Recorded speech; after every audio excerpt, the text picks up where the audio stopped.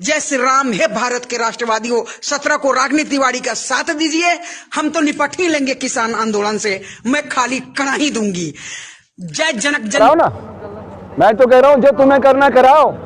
अगर तुम गोलियां चलाओगे तो सबसे पहले हर्षनंद का सीना छलनी करना पड़ेगा।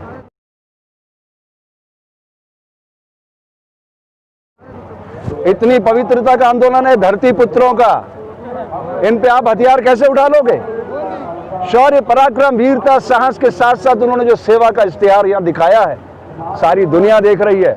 ये भारत का आंदोलन नहीं है, ये दुनिया के तमाम किसानों का आंदोलन है, दुनिया के तमाम उन योद्धाओं का आंदोलन है जो समाज को अच्छा बनाना चाहते हैं। चलिए स्वामी जी, आज एक पंजाब केसरी में खबर आई हुई है, उसमें पाकिस्तानी देश विरोधी लोग एक पूछो। हाँ, साध्वी प्रज्ञा देवी बोल रही है कि ये जो है देश विरोधी लोग हैं, क्या कहना है इसमें? वो तो टेररिज्म में, आतंकवाद, आज भी उसके ऊपर केस चल रहा है, महाराष्ट्र में बरी नहीं हुई है वो।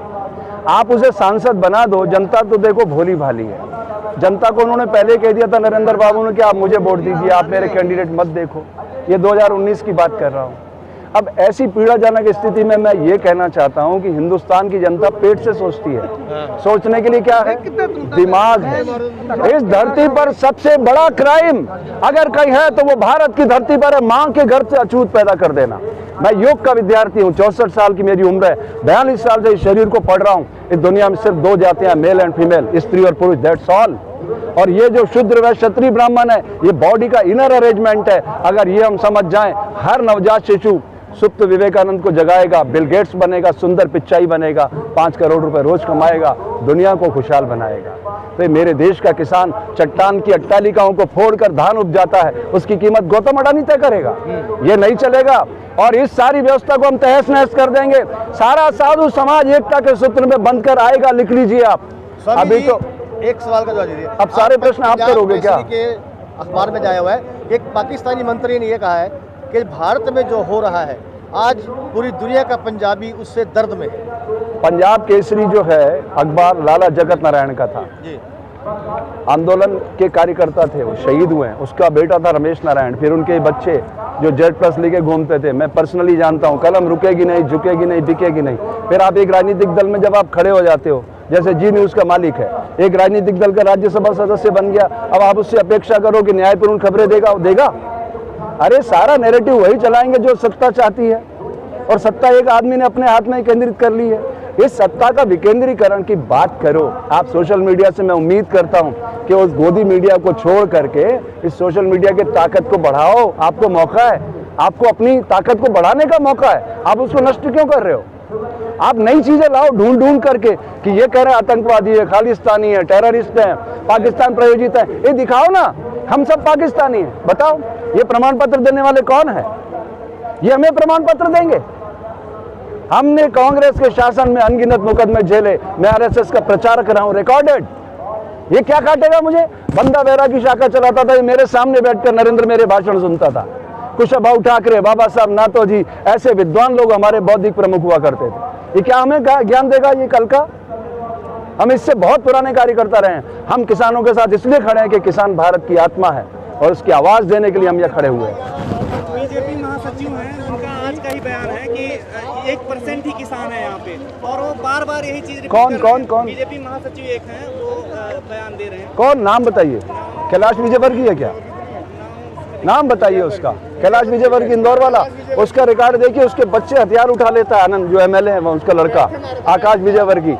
इस तरह से क्राइम को फैला रहे हैं ये लोग। ये क्या है? सारे सिस्टम पे कब्जा करके धन के बल पर सारे देश को गुलाम बनाना चाहते हैं। अब ये नहीं हो सकेगा।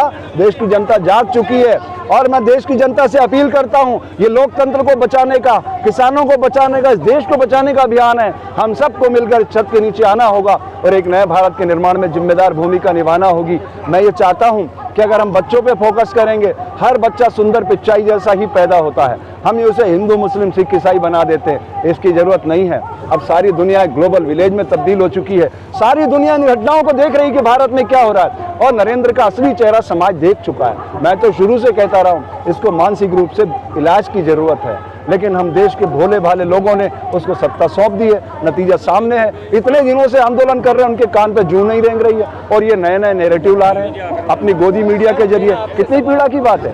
मेरा सवाल है, आज 18 दिन से ऊपर होने जा रहे हैं इस प्रदर्शन को। आप एक बात बताइए, आप मीडिया पर्सन है, सोशल मीडिया में है, जंतर मंतर इस देश का सबसे बड़ा आजादी के आंदोलन का प्रतीक है ना। 4 साल तक वहां वन रैंक वन पेंशन के सैनिक बैठे, उखेड़ दिया ना उनको। 4 साल, अभी तो आप दिनों की बात कर रहे हो। 4 सालों में उनको कोई फर्क नहीं पड़ा और आप दिनों में चिंता कर रहे हो। ये आंदोलन नहीं है, ये एक चिंगारी है आजादी की। तो सरकार पीछे क्यों नहीं हट रही है? सरकार क्या, फिर सरकार है किधर? सरकार होती तो आती ना आपके पास। अरे प्राइवेट कंपनियां, उसे तो शोषण करना है समाज का, उनको पता है ठंड पड़ रही है और लोग थोड़े दिनों में अपने घरों में लौट जाएंगे। कब तक बैठेंगे यहाँ? अपना घर भी तो चलाना है। उनके पास तो सुबह से शाम तक एक काम है कि सारे समाज का पैसा कैसे छीनना है, लोगों का पेट कैसे काटना है। उनका फोकस तो आपकी सारी अर्थव्यवस्था को दयनीय स्थिति में पहुंचा देना है कि आप उनके आगे घुटने टेक दो, और जब आप घुटने टेक दोगे तो वो आपके हिसाब से गुलाम बना के अपने हिसाब से समाज को चलाएंगे। यही तो उनका प्लानिंग है। अब मैं ये कहना चाहता हूं, कच्छ के अंदर हजारों एकड़ जमीन इस नरेंद्र मोदी ने गौतम अडानी की कंपनी को 1 रुपए में टोकन मनी पर दी है। और किनकी दी है? किसानों की। बिना रजिस्ट्री के उनके खाते कैसे चढ़ गई, मैं पूछना चाहता हूं। 2014 में इसने कहा था सबका साथ, सबका विकास, सबका विश्वास। किधर गया? नोटबंदी, लड़खड़ाती जीएसटी, ट्रिपल तलाक, राम मंदिर, अयोध्या और ये किसान आंदोलन, ये किसान बिल। वो कहता है कि किसानों के हित में है, तो क्या ये सारे किसान मूर्ख हैं? मैं आप सोशल मीडिया के माध्यम से प्रश्न करना चाहता हूं। खाली एक संस्थान उनका पिट्ठू तोता भारतीय किसान संघ उनके साथ खड़ा है, बाकी सारे संगठन जितने भारत के हैं सब उसके विरोध में हैं। और ये सब इस एक छत के नीचे आकर खड़े हो गए हैं। और ये जो पंजाब और हरियाणा और ये नैरेटिव चला रहा है कि खालिस्तानी हैं, आतंकवादी हैं, पाकिस्तान प्रायोजित है, उसके पीछे भी मैं आपको क्लियर करना चाहता हूँ वजह क्या है। क्योंकि उनके पास कोई मुद्दा नहीं है आरोप लगाने का, इसलिए सारे आरोप लगाए जा रहे हैं। समझिएगा गहराई से बात को आप। उनके पास कोई मुद्दा नहीं है। उन्होंने चुनाव लड़ा था एक सपना दिखाकर, बड़ा सपना दिखाकर, क्योंकि अमित शाह वहम का व्यापार करता है, एनसीडीएक्स का। सारी जिंदगी उसने सपने दिखाए हैं लोगों को, और ये तो नरबख्शी उसके साथ मिल गया और ये देश को गुलाम बनाना चाहते ईस्ट इंडिया कंपनी की तरह। तो मैं आप सबसे प्रार्थना करता हूँ, ये देश 1857 में आज़ादी का आंदोलन शुरू किया था।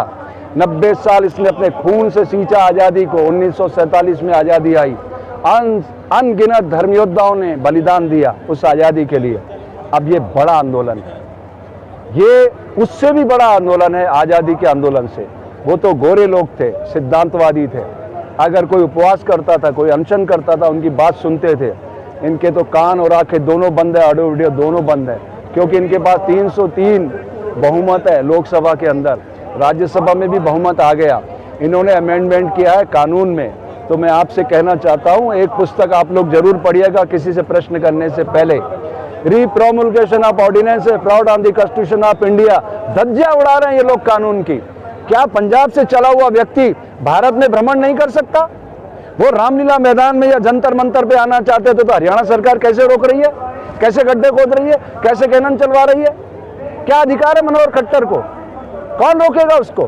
भारतीय संविधान क्या कहता है, ध्यान से सुनिए। कार्यपालिका, व्यवस्थापिका, न्यायपालिका। कार्यपालिका आप और हम जो जिन्हें चुनते हैं वो कार्यपालिका है, और व्यवस्थापिका ये आपके आईएएस आईपीएस जो 15-15 लाख बच्चों में से चुन के आते हैं, ये मुखौटा होता है सरकार का। और उसके बाद उसको अंकुश लगाती है न्यायपालिका।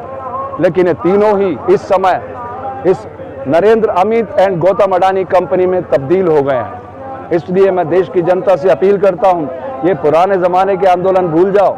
आप उसका प्रचार मत करो एक नरपिशाच का। 10 में से 8 वक्ता नरेंद्र मोदी नरेंद्र मोदी नरेंद्र मोदी करते हैं। मैं उस जमाने में कर रहा था जब लोग डरे हुए थे। आप जाके गूगल पे सर्च करिएगा स्वामी हर्षानंद, आपको पता चलेगा मैं कब से उसके खिलाफ बोल रहा हूं। मुझे तो पता है व्यक्तिगत रूप से कोई एक मानसिक रूप से बीमार आदमी है, लेकिन देश की जनता बहुत डरी हुई थी। वो डरी हुई जनता को जगाने के लिए मैं अपना आंदोलन चला रहा था। अब मैं अपने मुख से उस विकृत आदमी का नाम लेना उचित नहीं मानता। चलिए स्वामी जी, देश की सरकार को आज कुंडली की धरती से क्या संदेश देना चाहेंगे व्यक्तिगत रूप से? किसको? देश की सरकार को व्यक्तिगत रूप से कुंडली की धरती से क्या संदेश देना चाहेंगे इस किसान आंदोलन को लेकर? आपका प्रश्न ही गलत है। सरकार है किधर? वो तो कंपनी में तब्दील हो चुका तो है। है नहीं है, आप गलत नहीं कह रहे मानते हैं। मैं बता रहा हूँ, प्रमाण दे रहा हूँ आपको मीडिया के सामने। सरकार कैसे लिए प्रमाण दे दी? हाँ, 2019 में उसने क्या कहा पूरे देश में घूम के नरेंद्र ने, क्या आप मुझे वोट करिए, आप एमपी मत चुनिए, मुझे चुनिए, मैं चुनाव लड़ रहा हूँ। रिकॉर्डेड प्रूफ है, आप गूगल पे सर्च कर लो। आपने अपने एमपी नहीं चुने, आपने नरेंद्र मोदी को वोट दिया। यही प्रॉब्लम है, जब आप व्यक्ति को वोट दोगे तो फिर सरकार कौन चुनेगा?